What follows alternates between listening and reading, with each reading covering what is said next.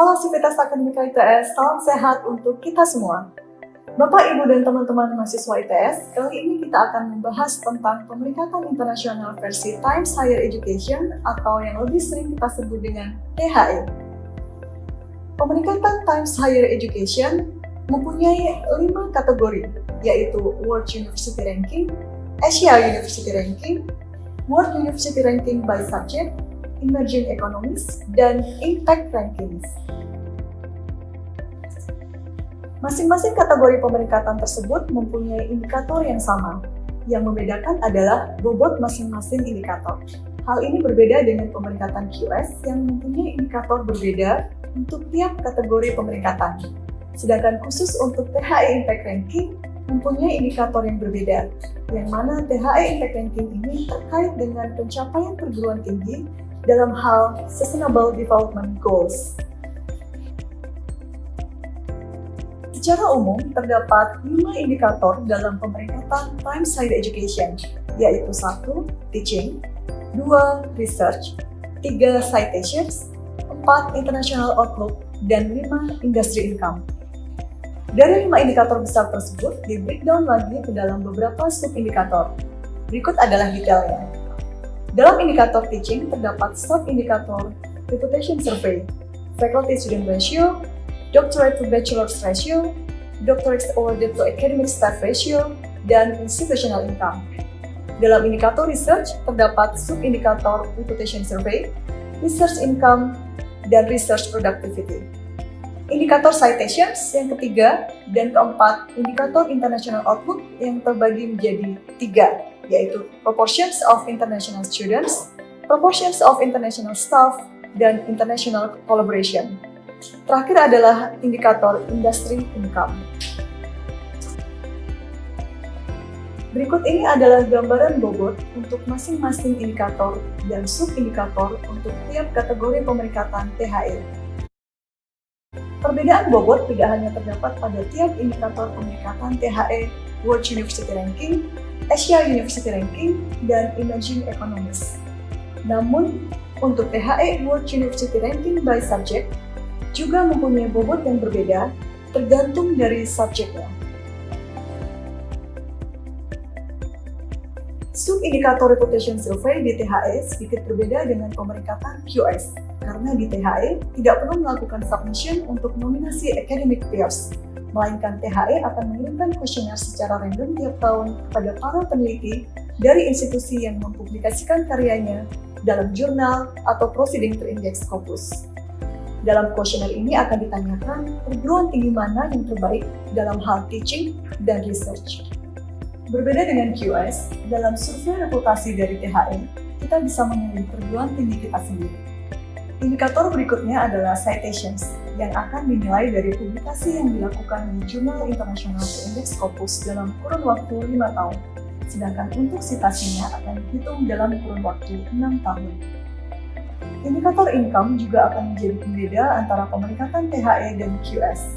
Dalam pemeringkatan THE terdapat indikator income yang akan menilai seberapa besar pendapatan perguruan tinggi secara total dan pendapatan perguruan tinggi terkait research income serta research income from industry and commerce. Berikut ini adalah capaian ITS dalam berbagai kategori pemeringkatan Times Higher Education.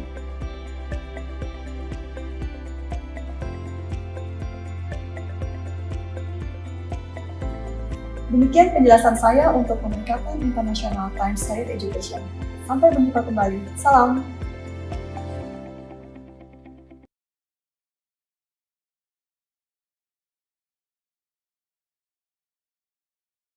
Okay, good afternoon everyone. Welcome to the fourth meeting for Pre-Onsite meeting for Study Excursion 2022. And before I introduce our speaker for today, please don't forget to rename your name to full name _ department. For example, Brandon Naufal _ civil engineering. And also let me remind all of you to do the worksheet after today's meeting and don't forget to submit it before 9 a.m. tomorrow morning or it will affect your assessment for the international exposure. Okay, So here we already have Mr. Edi Siswanto, who is a managing director of Nusantara Prime Consulting and also an alumni from National University Singapore. Hello, Mr. Edi. Hi, yes. Thank you for the introduction, Jocelyn. So let me switch on my video, yeah? Sorry, it's towards the end of the day today, so maybe I look a little bit tired, but everyone can, can see me clearly. Yeah. Okay, so how are you, Mr. Edi? Are you ready for today's event? Yeah, sure. I mean, first of all, I would like to thank you for the opportunity given to me. Like you guys, I was born in Surabaya. I think just like many of you. Basically I came to Singapore in the year of 2000 for my university education.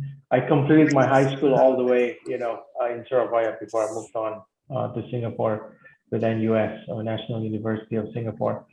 And so obviously I've been living in Singapore for about 20 plus years, yeah, if you can count from the year of 2000. Yeah. Okay. So shall I start now, Jesslyn, with my presentation, or? Okay, maybe before we start, I would like to invite Mas Ade as our moderator for today's event. Okay, sure. Mr. Edi. Yeah. Okay. Yeah. So for Mas Ade, the times and place is yours. Thank you. Okay, thank you very much for the opportunity, Jesslyn. Good afternoon, Pak Edi, and also good afternoon, Pak Heru. Pak Heru is actually Pak Heru Purnomo is the one that make it that I knew Pak Edi Siswanto from Pak Heru. Thank you very much, Pak Heru. Hello, thank you. Good afternoon, everyone. Good afternoon, Pak Heru. This is a very wonderful opportunity to have Pak Edi here and also Pak Heru. Okay, I will be the moderator for our meeting today. Yes, just like that Jesslyn told us before, Pak Edi Siswanto is actually managing director of Nusantara Prime Consulting, and he was graduated from National University of Singapore in 2003. Maybe without any further ado, please, Pak Edi, the time is yours. Okay, thank you, Adi. I hardly use. Oh, sorry, you need to enable me, Adi, to be able to share my screen because it was disabled. Okay, in a minute, Pak Edi. Yeah.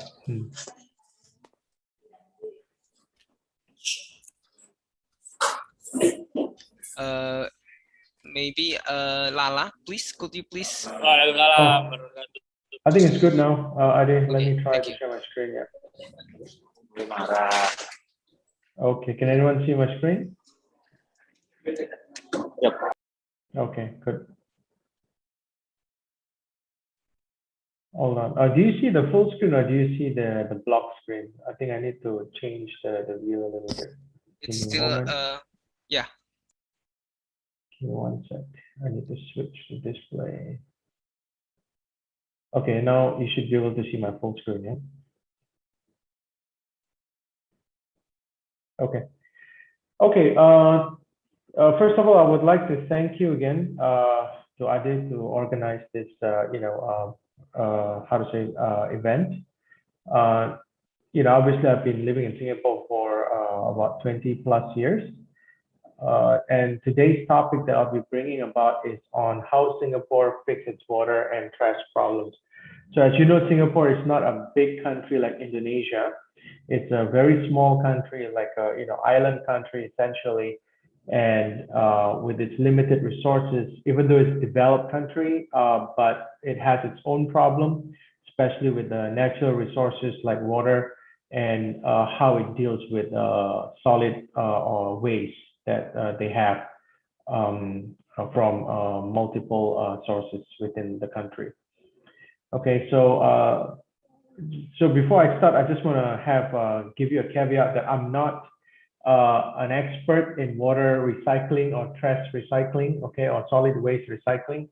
but I've gathered some of the information from what Singapore government has been doing in the past few years. In fact, in the past few decades, since the 1970s, they've been trying to basically make a more sustainable environment for the population to live in.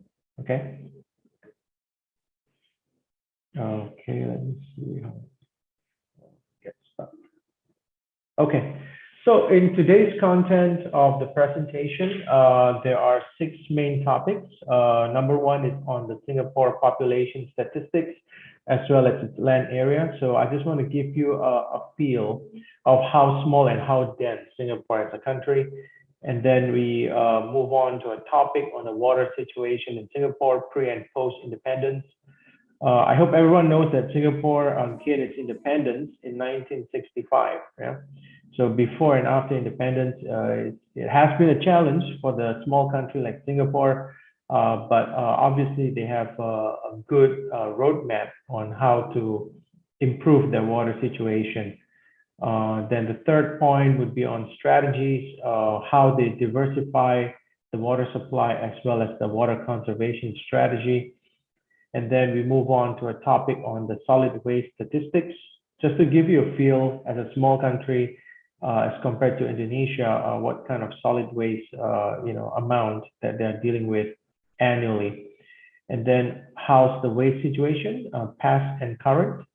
And lastly, on a zero waste nation, this is the aim of Singapore as a country to move forward towards 2060 goal.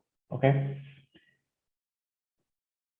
Okay, so if you can, probably you guys can get this information from the internet. So Singapore population as of now, it is around 5.9 million people is living in the island. So for such a tiny island of total land area of 728.6 kilometers square, this is actually quite dense. Yeah. So if you look it up in the internet, Singapore population density is about 8,358 people per square meter. So this is similar to Surabaya probably. And if you compare to Jakarta, it's over. Jakarta is obviously denser. We're talking about double the amount. But in itself, as the third densest population in the world, Singapore has its own challenge because they only have the island, that small tiny dot island that you see in the map as their living area. Okay. So with this amount of population within the island, if you look at the water demand per day, we're looking at 430 million gallons a day. So that is equivalent to around 782 Olympic-sized swimming pools. So that's a lot of water that the small island is consuming. Yeah. So for domestic consumption, it's about 45%, and the rest is from industrial sector, basically about 55%.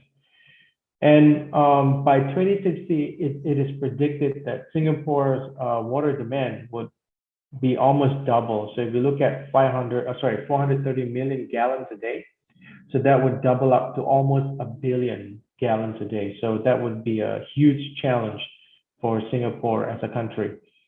And therefore, if you look at the table on the right-hand side, Singapore is actually placed within the same bracket of small countries. If you see like San Marino, Bahrain, Palestine, Israel, right, and Oman. Those are small countries, and especially in the Gulf countries as well, where the water reservoirs or the water supply are pretty much limited. So by 2040, Singapore will be ranked as #1, the most stressed water countries in the world. So that is not actually quite far away. That probably around less than 20 years from now. So therefore, this will pose a huge challenge for Singapore as a country. So the water situation in Singapore right now, they are heavily dependent on the rainfall because, normally underground water supply is based on the land area. So with the limited amount of land area and that they have. So obviously the natural resources of water are also limited. And then the third thing is on the global climate change. I believe everyone is feeling it right now. So whatever you've learned so far in the past about how the dry season and the wet season typically coming, all the patterns have actually gone haywire now because of the climate change. In fact, in Singapore itself, they have experienced prolonged dry spells before. So there were droughts in the 1885, 1895, and 1902. And this has caused a lot of issues, for the population living in Singapore. Then after World War II, there were also water crisis. This is in around 1946, because the infrastructure at that point of time was not fully or well developed as what you can see now in the recent years. And the population has also started to grow. So that therefore they have this past experience having a water crisis. And the worst actually happened in 1961 and 1963.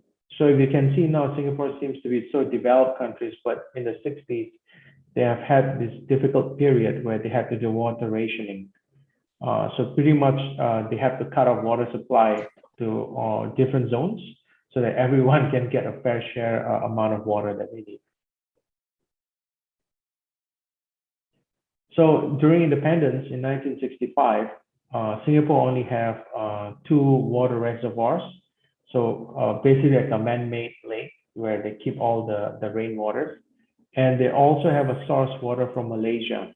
So essentially they are buying water from Malaysia, from the Johor state, which is the nearest to Singapore.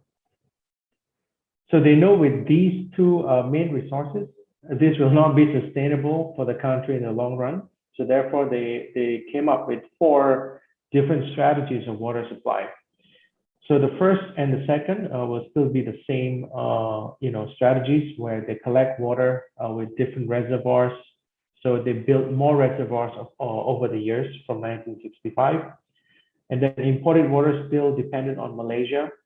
There were a couple of water agreements, but that are coming to expiry in the next 20 to 30 years.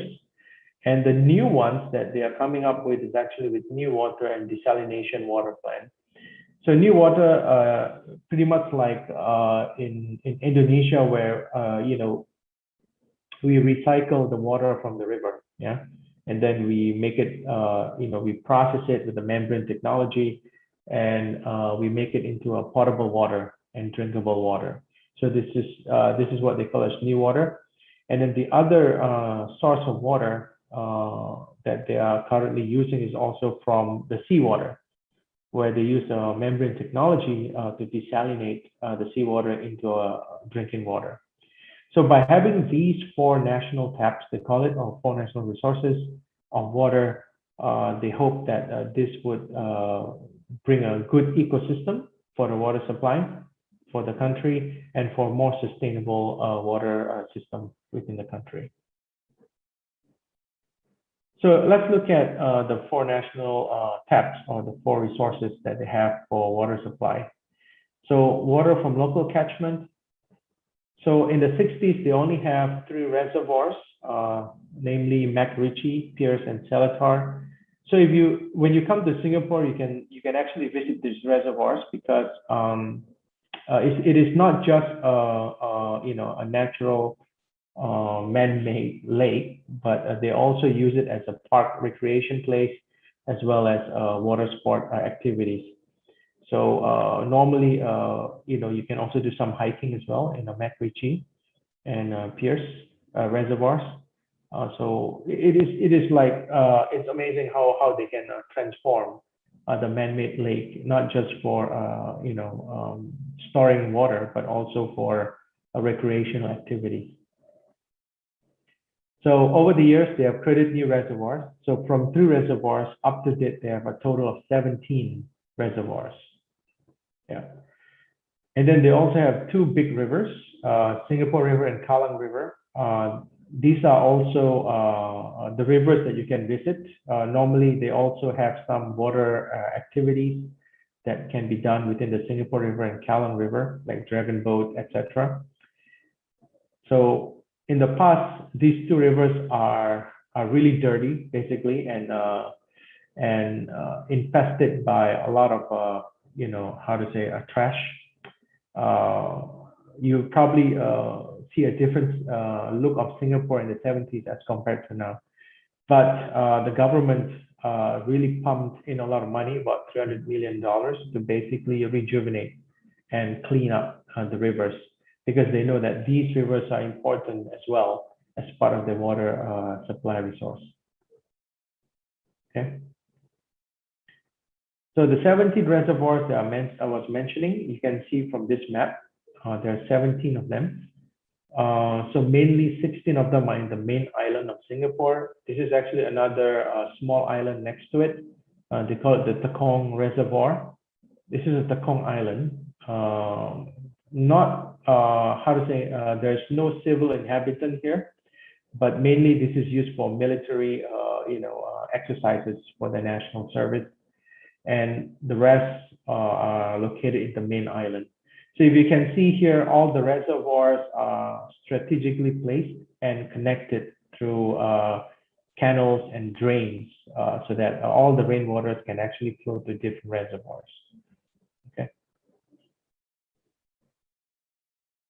So imported water. So just like I mentioned earlier, Singapore has had a couple of agreements with Malaysia, with the state of Johor. There were two agreements in 1961 and 62. In 1961, the agreement expired in August 2011, and the third agreement was ratified in 1990, and this is going on for the next 60 years. And the 1962 agreement is still in place until about 2060, if I'm not mistaken. So you can see here, Singapore pays 3 cents per 1,000 gallons of raw water from state of Johor. But Singapore will also supply the treated water to the state of Johor or Malaysia for the price of 50 cents. So you can see here the value-added service that Singapore has from its water treatment facility. Yeah, so the 1962 water agreement will expire in 2061. So what about new water? So new water is actually a water recycling plant that Singapore has. They have started looking at this in the 1970s.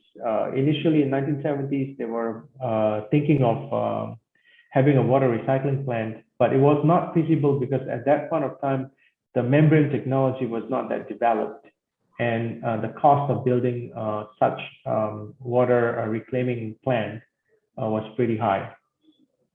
So in the 90s, they revisited the idea because they know that the membrane technology has developed greatly and at a lower cost. And at the same time, in the 90s, Malaysia was having a little bit of tension with Singapore, and they were threatening Singapore with the water agreement. So in the 1998, PUB, which is actually Public Utility Board, I think in Indonesia, you can equate that to PDAM, yeah? So that's the PDAM of Singapore, PUB.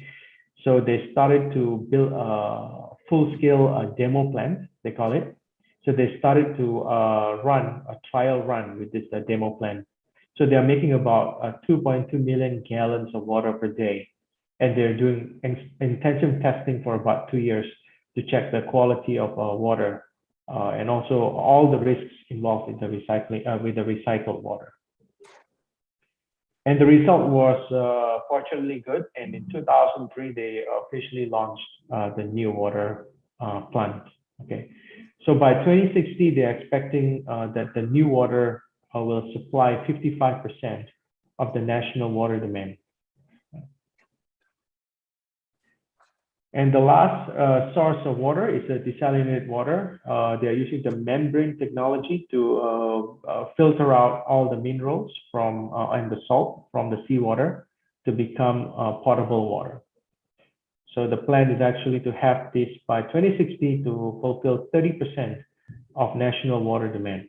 So if you just do the simple math, 30% plus 55, so 85% of water demand will be fulfilled by these two technologies, the water recycling plant as well as the desalination plant.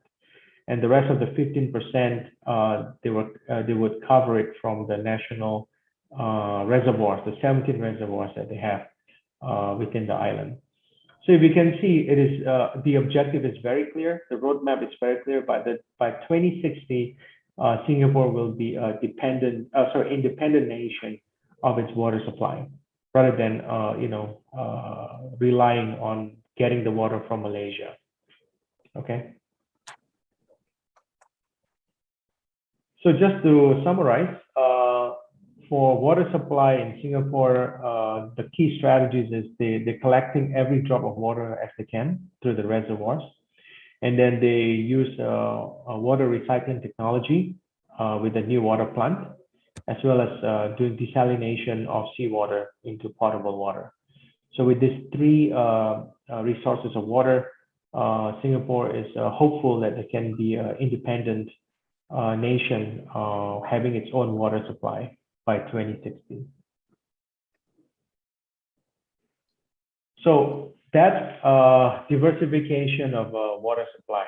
At the same time, Singapore government is also trying, they have rolled out a few programs of water conservation, and they realize that getting the water supply diversified is just one half of the equation. The other half is actually dependent on the people who habit of using water. Okay, so that's why there are a lot of programs that has been rolled out in the past few years in how they would basically support water conservation technologies, as well as making sure that the population is also participating in such water conservation program. So this is also reflected all the way until water conservation rebates in the utility bills. Yeah. So like I mentioned just now, the reservoirs and the rivers and the canals in Singapore, they are not just used for conserving or reserving water, but at the same time, they develop the reservoir and the rivers and the canals for various activities, recreational activities. So they came up with this ABC program, Active, Beautiful, Clean Water. So you can see when you come to Singapore later on, it's not just look like a garden city, because literally there are a lot of trees within the concrete jungles, but also there are a lot of water, man-made lake where you can visit for sports, for hiking, etc. All the recreational activities that you can do within the reservoirs. Okay. And one of the programs that the government actually has rolled out since 2017, like I mentioned, it can also reduce the water bill for the people if they partake in this.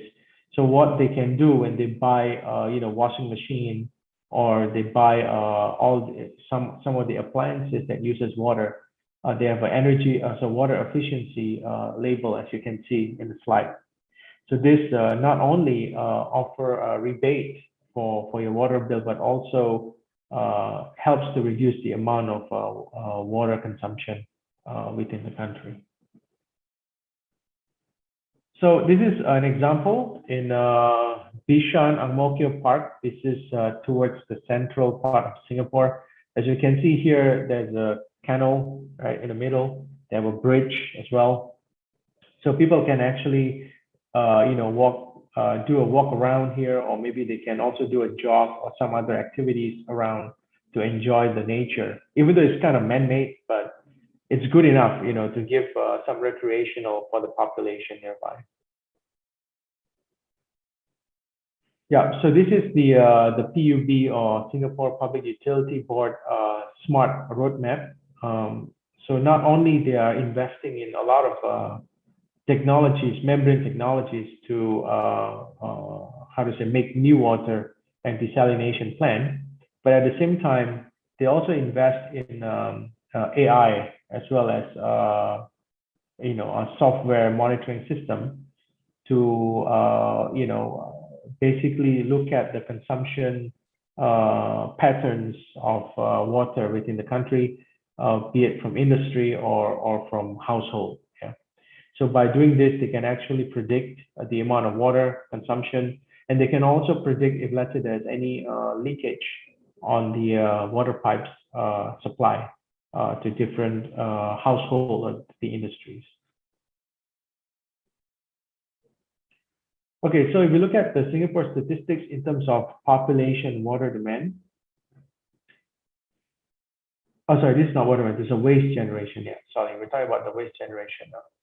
So Singapore in 2021, they're generating around 6.94 million tons of solid waste. That's a lot for a small country. Yeah, so that's about 15,000 Olympic-sized swimming pools, and 50% of that were recycled, and the other 50% literally went to incineration plants. Okay, so when you incinerate solid waste, it will still come, as a byproduct of ashes, right? So basically, you still have some solid ashes that you need to throw away somewhere. So Singapore has this specific island called Semakau Island. So this island is specifically used to, basically host all this solid waste disposal from the mainland. Okay, so if you can see here the picture on the right-hand side, this is already filled. Yeah. So these empty spaces are the spaces available to be filled by the solid waste. So it's not a lot. So that's why they know that by 2035, with the amount of rate of solid waste that are generated within the island, it will run out of space by 2035. So it's less than 20 years, literally. Yeah. So in the past, how Singapore dealt with the solid waste, it is similar to probably what you see in Indonesia, some part of Indonesia. They still use a collection truck, manually collecting all the solid waste, right? And then they just dump it somewhere in a centralized place where they collect all the solid waste. So this is similar to what you see in some part of Indonesia. And they realized that this is not sustainable because they don't have a lot of land space. Yeah. So in the 1970s, when Singaporeans start to move from landed, living in a landed house into high-rise apartment buildings, so the the collection system of solid refuse was actually optimized, because now people get to live in an apartment building, so they have a better network of collecting all the solid refuse. Yeah. So currently, how do they deal with solid waste? A lot of them are being incinerated. So from incineration, you generate heat. So the heat is later on is being used to generate steam, to generate electricity. Even though this looks like a good ecosystem where you are using the waste to generate the steam, right? The heat to generate steam and electricity, but this is not going to be sustainable in the long run. And the second part is there are some recycling programs that happen in Singapore, but unfortunately, the recycling rates are still very low at the moment. Yeah. And Singapore is still resorting of exporting its waste, solid waste, to China, India, and Indonesia for further processing. Yeah. And obviously, the price will continuously go up. And a lot of these countries, they started to block the exportation of solid waste to their country, like Indonesia, for example, because this will pose additional issue for those countries themselves, because they themselves, they also have a lot of waste that they have to deal with. And another problem that Singapore has is that 40% of trash in the recycling bins are contaminated, because the segregation efforts are not optimal at the moment. So that's why it is very different from if you see the one in the US or in Europe, where they are really big into making sure that the trash on the recycling bins are properly segregated. But in Singapore, unfortunately, the awareness are still limited on that. So this is the current situation that Singapore is facing. So you can see a lot of the waste are still incinerated in the incineration plant. And don't forget that incineration will generate still ash solid, and this still needs to be filled into the landfill. And the Semakau landfill is the only landfill that they have, which will reach its capacity by 2035. So this is the program or the destination that the country wants to aim, which is a zero waste nation. By doing this, they hope that the landfill lifespan can be extended beyond 2035. And they want to reduce the amount of waste sent to the landfill by 30% by 2030. So what that means is they want to reach 70% recycling rate. So 81% from the industry and 30% from the household. Okay, so this is actually quite challenging because at the moment, the recycling rate in Singapore is still around 40%. Yeah? To increase to 70%, that's going to be a huge task. Yeah. But Singapore come up with a master plan for this. If you can see in this slide, it's a summary how they plan to making sure that the zero waste nation destination is actually attained. So circular economy, I believe some of you may have heard about this. So circular economy, basically you want to maximize the value of the resources by keeping them unused for as long as possible within the ecosystem or within the community. So big countries like Netherlands, Finland, China, and Japan, they have adopted this approach because obviously they see that this could pose a problem in the long run for their countries. And Singapore is actually following the model that they have in Europe as well as in China and Japan. So example for, they also have this program called RCA, Recycled Concrete Aggregate. So for waste generated from buildings, old buildings, they are basically instituted or mandated to actually segregate the solid waste that comes from concrete material from buildings. So for example, if they have an old building that they want to demolish, they have to identify the parts that may be, recycled. And they have to be segregated in a clear manner so that they can be reused for something else. And then once they strip the building into bare bone to its structure, then they can start doing a demolition. So obviously this is very different from probably you may have seen on TV or something in the US, some of the old apartment buildings when they want to demolish, they can also use demolition method with maybe with explosive or maybe with with the heavy machinery. But in Singapore, they are mandated to actually segregate the those concrete parts that can be recycled. So we can see on the right hand side here, there are some removals, for example, like concrete or metal material, because some of the buildings are using metallic structures before they encapsulate with the concrete and bricks. So they have to identify which of these that can be crushed and can be reused as a another concrete material for a new building. So you can see in the slide now, sorry, in the picture number 6 here. Let me move to the side. So this eco-green building was constructed using concrete with 100% recycled construction aggregates. Yeah. So they have started to reuse all of these concrete materials from old buildings. So let me see. So for food waste, sorry, is there any question? Yeah. I guess it accidentally clicked. You may continue, Pak Edi. Okay, sure. Yeah, so those are the solid waste from buildings, and metals. But we also have a lot of issue with food waste in Singapore.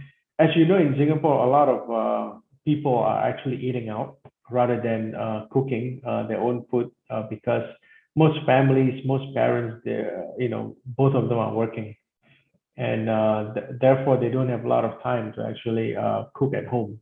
For example, in Indonesia. So there are a lot of food waste, especially not just for the food itself, but also from the packaging materials. Yeah, like styrofoam, how to say, containers, as well as plastic materials. So all of these actually are contributing a lot of solid waste within the country. Okay. So there have been a couple of programs that the government is actually rolling out that can be used for eco-community garden, like compost. This is for organic waste.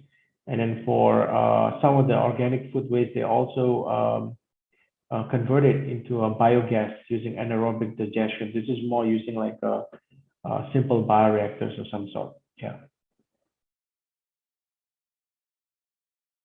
So you can see here, they also have a roadmap for organic food waste, how they want to reuse for generating a biogas as well as compost. So what about electronic waste? Singapore actually has a lot of consumption of electrical and electronic equipment. So this can pose another problem because some of the electronic materials like the PCB, they contain mercury and cadmium, which is considered heavy metal, which are not safe to be just disposed of, in an empty land. So they came up in 2012 with these boxes. If you can see the green boxes on the right-hand side. So it is allowing the population to dispose of their electronic waste or unused or old electronic products in a safe manner. So this is the roadmap for electronic waste management. So you can see Singapore has a lot of roadmaps for different types of waste. They really thought this through because they know such a small country, and in the long run, if they don't do such change in their behavior and habit handling these waste, then they will have issues later on. Yeah. So I'm not going to go through here. You can probably have a look at the slides later on. So some of these programs and activities that the government have rolled out. So packaging waste. So when you guys come over to Singapore, don't be surprised that a lot of people here are actually eating out or buying food from outside to pack. So obviously this will cost a lot of usage of plastic materials as well as polymeric materials like styrofoam. Yeah.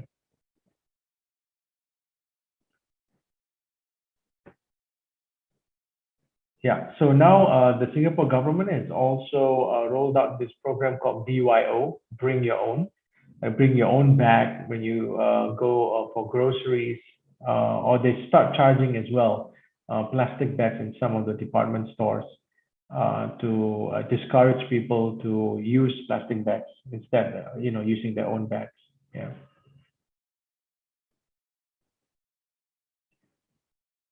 So they also have this new plant that is coming up in 2025.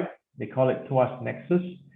So basically, this plant can also handle two types of waste, which is the solid waste as well as the water reclamation plant. Okay, like the new water I was telling about. So the idea is that they can incinerate the waste, the solid waste, will generate heat, and the heat can be used to actually power up the water plant, generate electricity, and to power up the water plant reclamation plant that they have nearby. Yeah.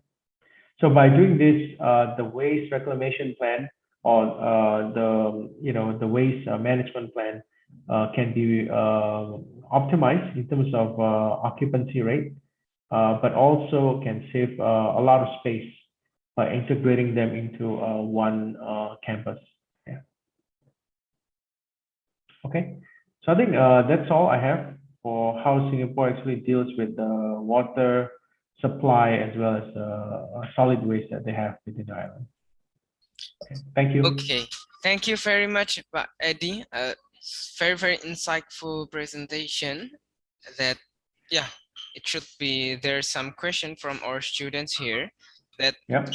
I pretty sure that their major can relate with the presentation that we are having today.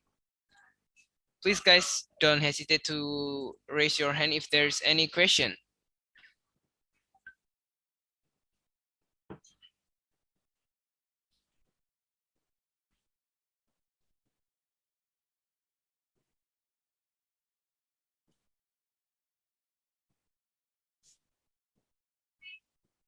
I guess there is a group from environmental engineering.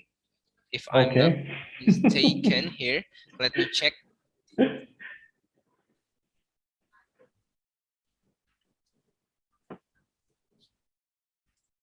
How to... In a minute, Pak Eddie, I will check those who from Yeah, no problem. Yeah. environmental engineering.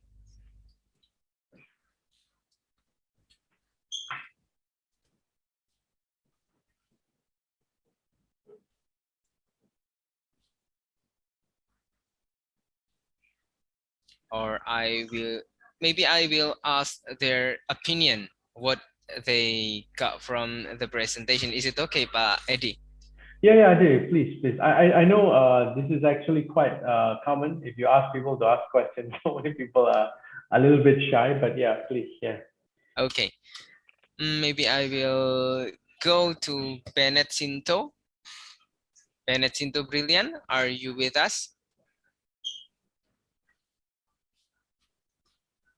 Yes, sir. I'm here. Okay, Bennett Sinto, what do you think? What do you think from the presentation that delivered by Pak Eddie? And do you think the approach that implemented by Singapore government, probably we can do the same approach as Singapore government in Indonesia? What do you think, Bennett Sinto? I don't think so about that, sir, because the root of the system in Indonesia is, I think, in my opinion, is already unprepared in the beginning. So it will be hard for us to implement the system with the Singapore, like the Singapore. So yeah, that's my opinion, sir. One more student. Truly virus. What do you think, Truly?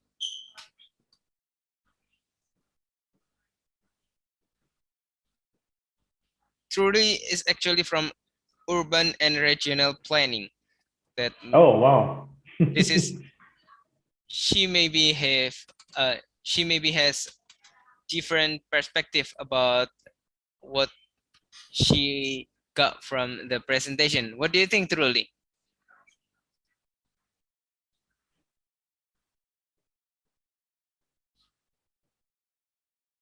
Truly? Okay, then maybe I will ask.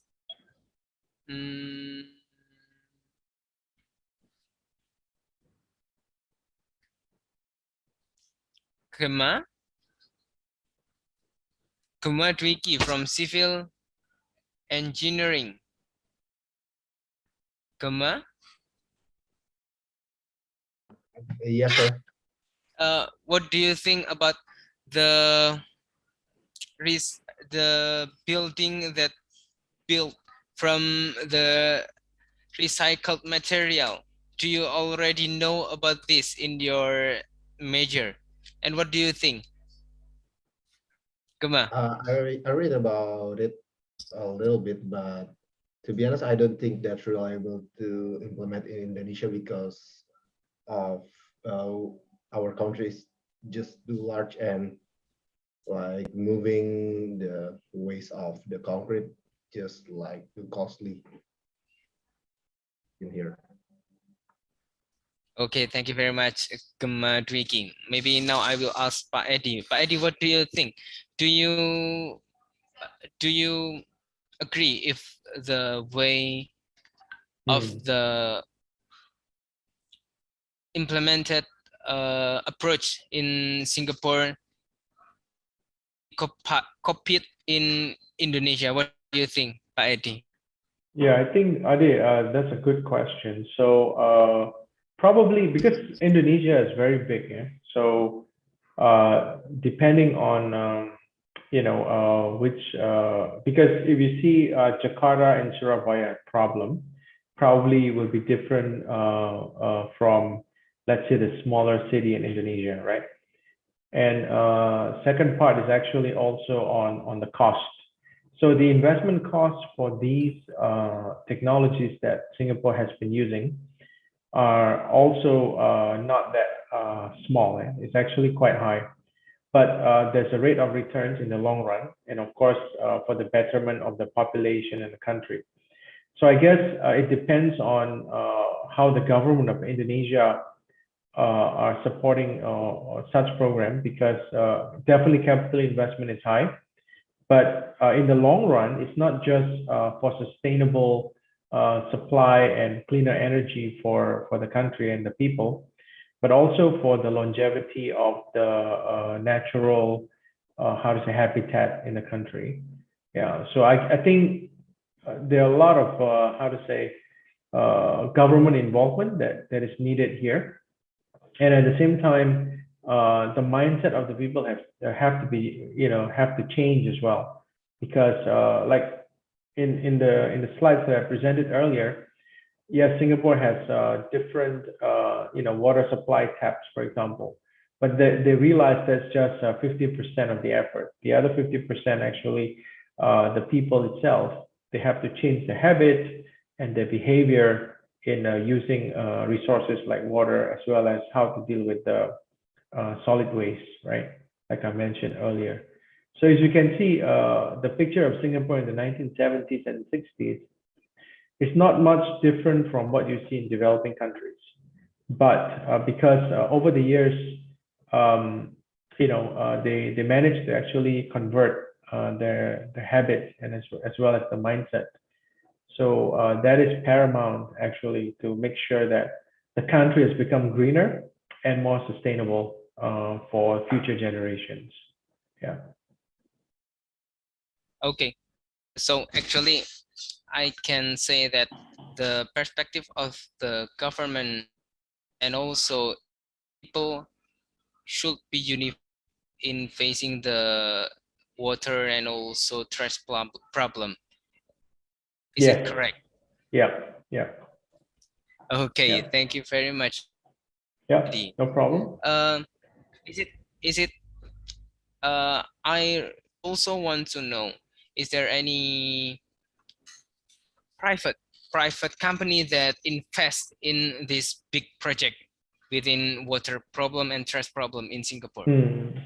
Yeah, so there are a couple of private companies that are involved in this. Again, because the government is encouraging private sectors to get involved, because they also give concessions as well as subsidies or grants if there are new technologies that can be implemented to basically to process water or even to process a solid waste. Yeah. So I can give an example. For example, I don't know whether you guys have heard about the company called Hyflux in Singapore. So Hyflux actually has been, they're a private company that has been getting a lot of, subsidies and grants from the government for many years because of their desalination technology on the membrane technology that they have. Yeah. Unfortunately, lately they are not in a good shape financially, but they are one of the in-house brand that Singapore has on water membrane technology. Yeah. Okay, Thank you very much once again, Pak Edi. Maybe I will give the chance to the students to ask one Yes. last question. There's any?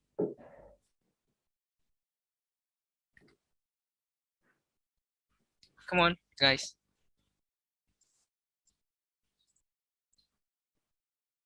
Okay, then if there is not, maybe Pak Edi, could you please give a closing statement about your presentation today? Mm-hmm.